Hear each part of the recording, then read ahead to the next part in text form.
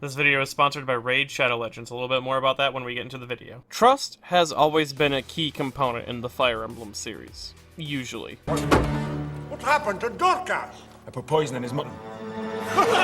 Build an army, trust nobody, Fire Emblem. From it originally being a secret mechanic meant to reward players who looked at their soldiers as more than just killing machines, be it figuring out which enemies could be talked down, who could gain stats when being deployed next to who, and finally, in the later entries, rewarding the use of trust with the unspoken lore of the characters in the form of support conversations. And Fire Emblem Awakening was created as a sort of accumulation of all of the series' main elements, and one character who I feel represents the idea of learning to trust is the paranormal Pelagian Pieshog Prestidigitator piously pursuing your protagonist's passion, Tharja, the Dark Mage. Sadly, my original Pelagian sponsor decided their time was best suited for the Grimleal, so instead I looked for a much more powerful and darker force to sponsor this video, and it's here I found Raid Shadow Legends, a free-to-play RPG that has branched out far beyond just a mobile game, as Raid is constantly growing with experiences, from monthly updates that provide a nearly endless flow of content, to adding multiple interesting champions for the player to experience. As well, there are great dungeons to raid with rad boss designs, and a massive amount of options provided to the player to make the champions that they like grow by using the ones they don't to power them up. And if you sign on using my link in the description, you can get a jump start to the adventure by receiving a bunch of in-game bonuses and a free champion in the form of Tyrell, someone who can strongly shake up the battlefield with his debuffing abilities. Though, if he isn't your flavor, Raid has actually recently introduced a new champion based off of the professional mixed martial artist, Ronda Rousey, which you can get for free by playing for at least 7 days between now and February 20th. So, thank you again to Raid Shadow Legends for sponsoring this video. Tharja is a recruitable party member from the Pelagian army who can join Chrom and the Shepherds during Chapter 9 of Awakening. From here, she develops a major obsession with the player character Robin, and weirds out most other members of the army with her mannerisms, habits, and hexes, leaving a rough first impression on most who talk with her. Though, once she opens up and people work past her veil of doom and gloom, she reveals herself to be a deeply caring and thoughtful person who simply has trouble expressing herself in more direct ways. And this is due in part to the method and location she was raised in. Though before we get too deeply into that, let's first understand the meaning behind her name and design. Now first I should address the fact that I'll be using the pronunciation Tharja in this video. It is both because, one, I'm more accustomed to saying Tharja than any other pronunciation, and two, it's seemingly the official pronunciation of the English name, at least according to Fire Emblem Warriors. Tharja, I appreciate your help. Tharja, I've been meaning to say. Though I do recognize that some might find Tharja to be a more appropriate pronunciation, given that Tharja's name is simply a play on her true Japanese name, Sarya, though that name seems to be under debate as well, as some believe the Japanese name of Tharja to be Salia, seemingly based off of this Max Factory and Good Smile statue with the name written on the box. Though for me, I doubt her name is actually intended to be read as Salia, because Salia isn't really a name, but more so a modification of the name Sally, where Sarya is actually a name itself. Also, poor romanization of names is all too common in not only secondhand merchandise, but in the official Fire Emblem material as well. Also, as I mentioned, the name Salia doesn't really mean anything. Even if we take it as a modification of Sally, Sally in its own way is a shortening of Sarah, which it itself means princess, and Tharja is not a princess nor designed to look like one. So with that understood, I am operating under the assumption that her original name is Sarya, and that this was the name that they had in mind when designing the character.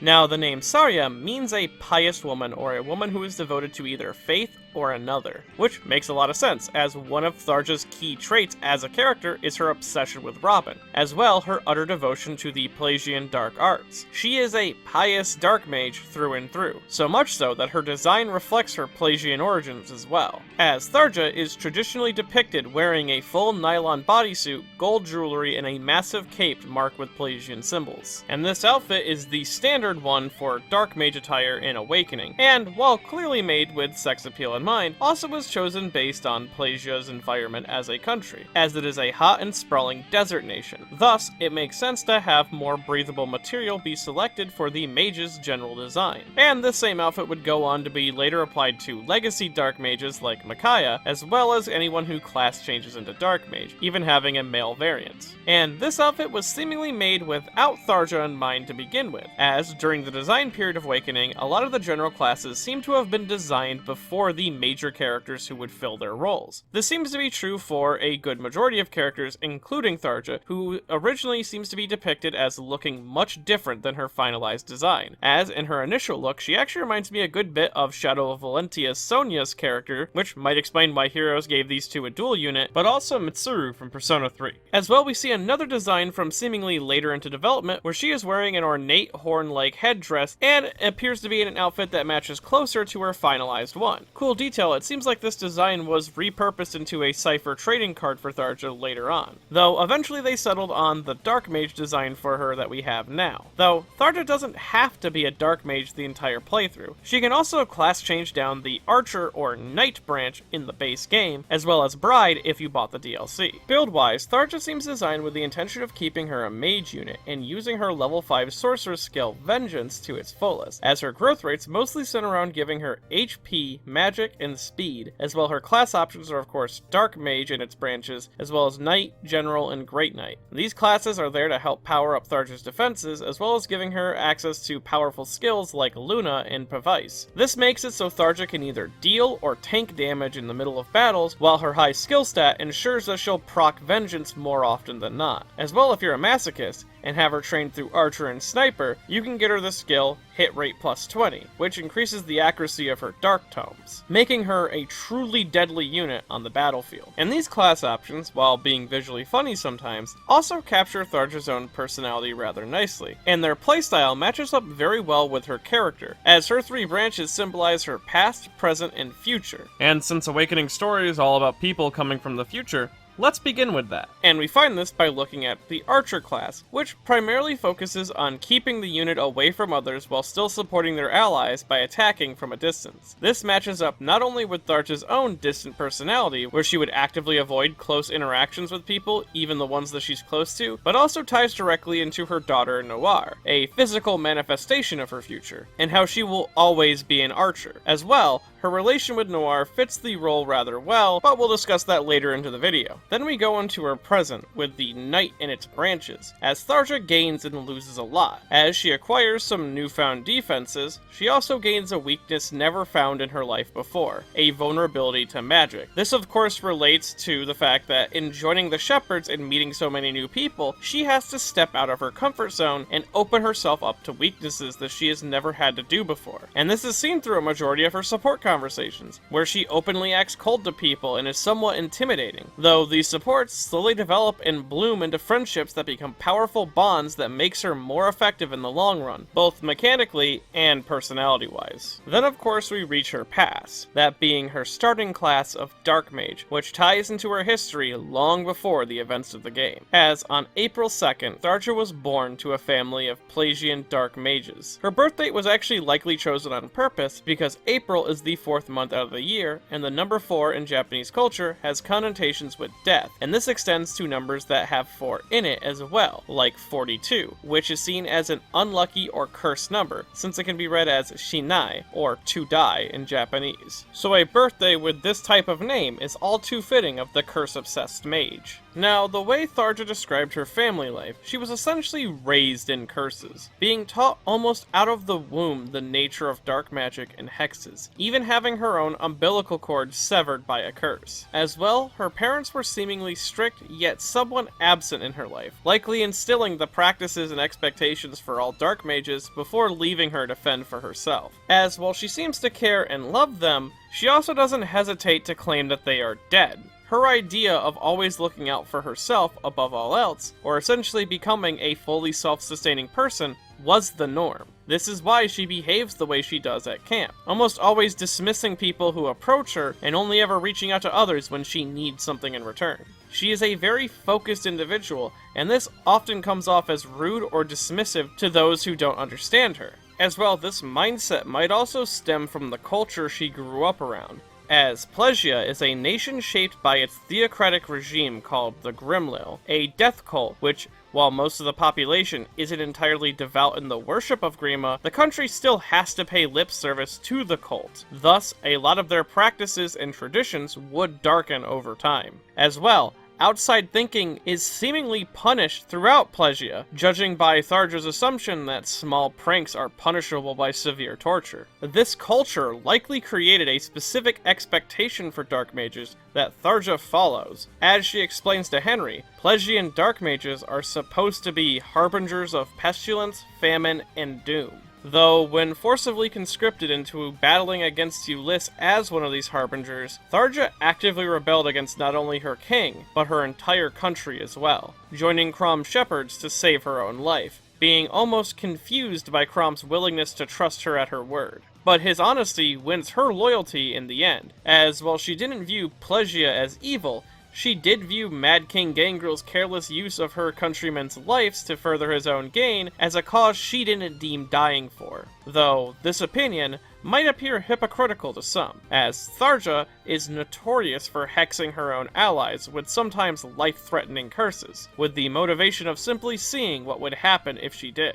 And while this is likely a holdover of a mindset she grew up with, it should be noted that she usually does this with intention of curing it immediately after it takes effect, as not only does this allow her to gain a greater understanding of curses so that she can dispel them if something similar ever targets one of her allies, she also does greatly regret whenever one of her experiments goes wrong, being the first person to address a wound that she might have caused, and even though she enjoys toying with people in a somewhat sadistic way, she knows when she's pushed too far and actively apologizes for her actions. As well, she isn't a hex maniac. She understands that they are powerful, but that they shouldn't be used for personal things like love. Instead, they should only be used to encourage people to open up about what they really want. As, while she insists that she isn't a good person, her time within the Shepherds allows her true personality to finally begin to blossom as she grows to trust people around her. As Tharja is well aware that curses are much more than weapons. It's magic that can make dreams come to reality. Whether the dreams are good or bad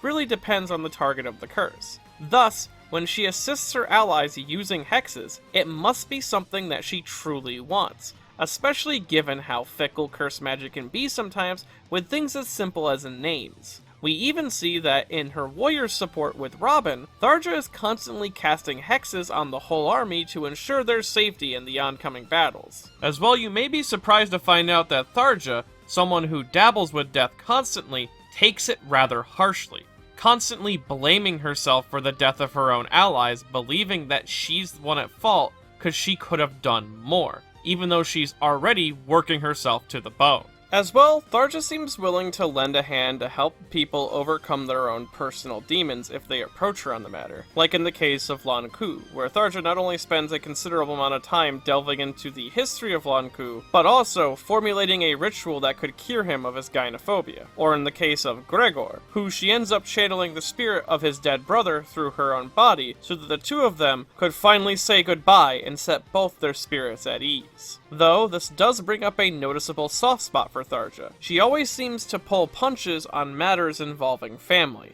as, in her support with Noe, she actively tries to hide the fact that Noe's parents are long dead, in an attempt to try to comfort her. As well, in her support with Libra, she breaks from her bleak and gloomy self momentarily to comfort Libra on his extremely harsh life that left his soul polluted. And then you have her support with Kellum, which begins with her speaking of her own family, but then going on to perform a ritual to ensure that Kellum's family is safe, even showing genuine joy when it's revealed that her actions not only saved the family, but led to Kellum becoming an uncle. And that's one detail that tends to get glossed over. Family is a major importance to Tharja. We even see in multiple endings with Awakening, they demonstrate Tharja's value of family over most things, either in the orphans that she raises with Libra, to the family her and Donald establish, to even her own daughter, Noir, who she has an extremely complicated relationship with. As in the failed timeline of Awakening that Noir comes from, she describes Tharja as corrupted due to the death of her lover, dedicating her entire life to revenge and ultimately ignoring Noir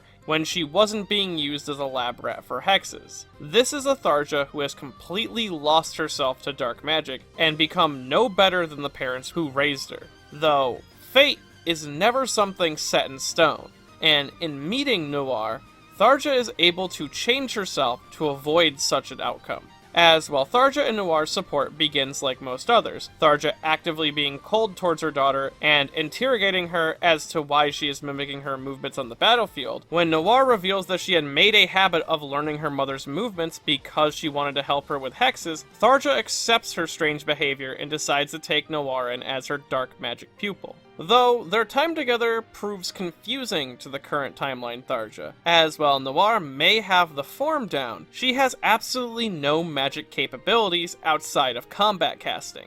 And this is why she likely starts off as an archer, a unit who watches their allies from a distance and supports them the best they can. Yet, Noir is a perfect vessel for someone with great hexing potential, and is strictly loyal to her mother. She'd be completely indisposable to Tharja, but for some reason her future self never taught Noir dark magic, and she would soon come to realize why. Tharja of the future, even in her maddened state, refused to teach her daughter curses because of where curses truly stem from. As I explained earlier, they are the magic that can make dreams come true. This power is extremely pleasant, but also toxically corrosive on the soul, no matter who learns it, but becomes excessively more addictive. And some dark mages find an excuse to use it as often as possible. And if the cursed talisman that Noir carries says anything about her, she would have been easily corrupted by this magic as well. So,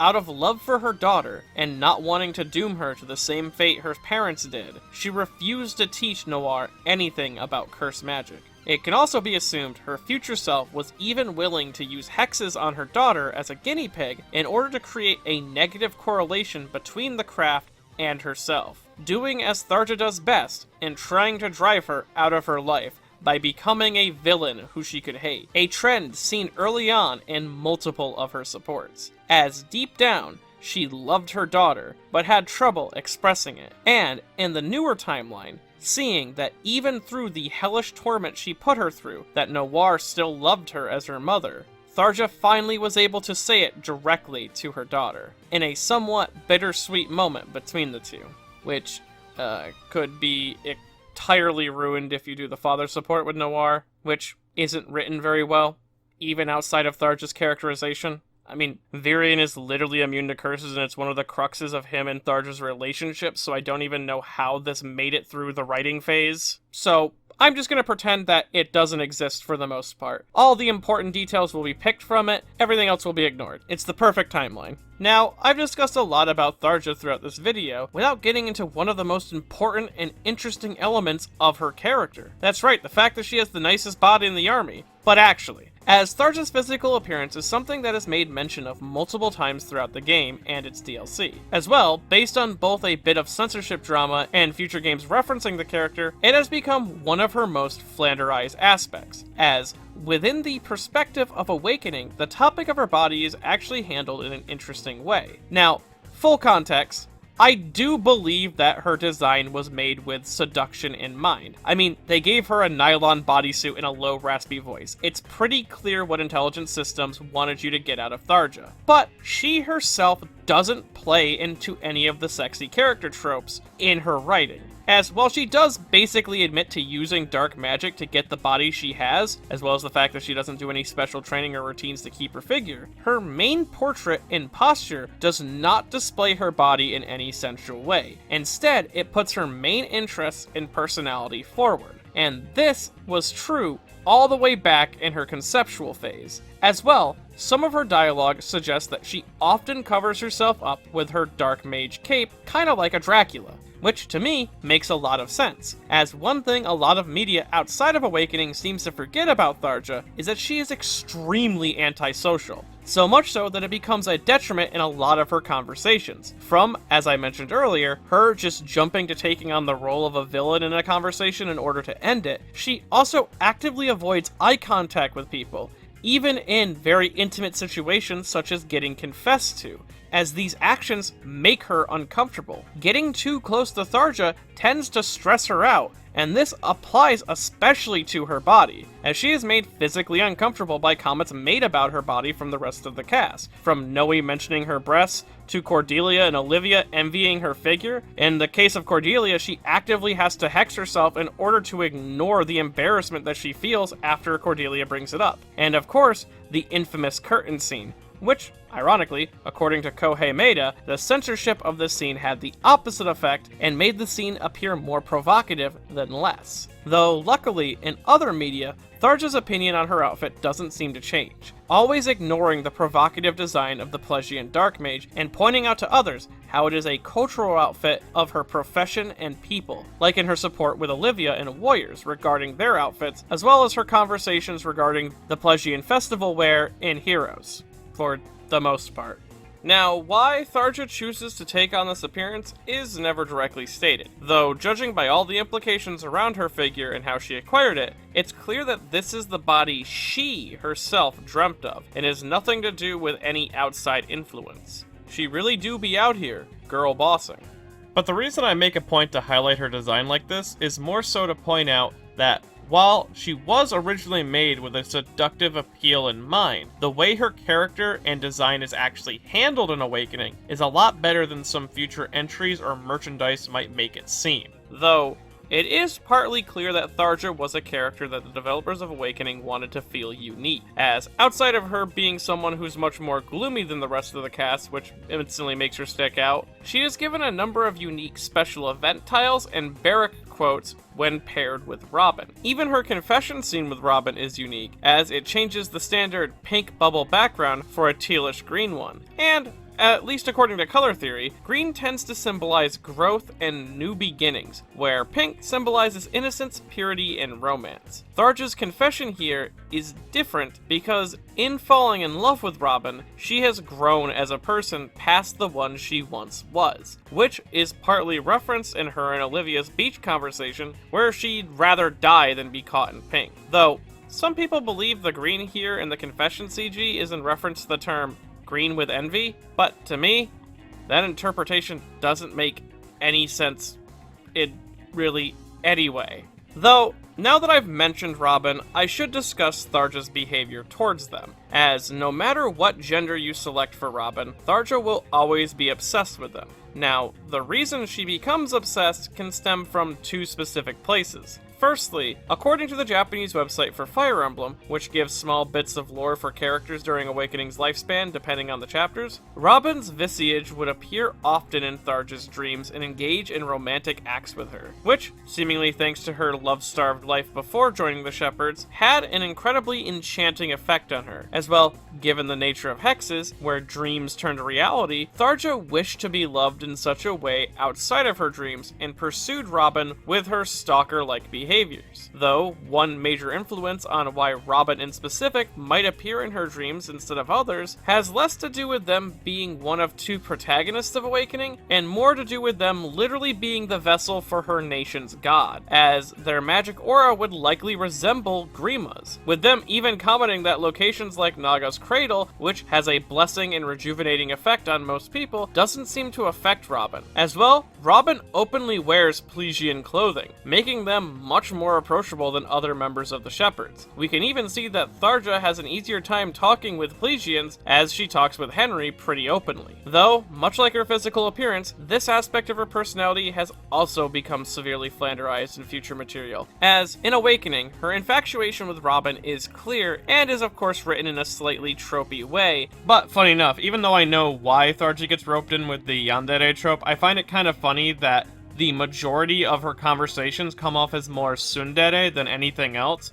In fact, she kind of rivals Severa as being the tsundere of the game. When it comes to Robin, the game even goes out of its way to specify that she spends every waking hour she has stalking them. Yet, almost all of her endings outside of the one with Robin show that her obsession with them is more than just a romantic one. As, beyond the supports themselves, in most of Tharja's endings, it describes her actual life with the person she married.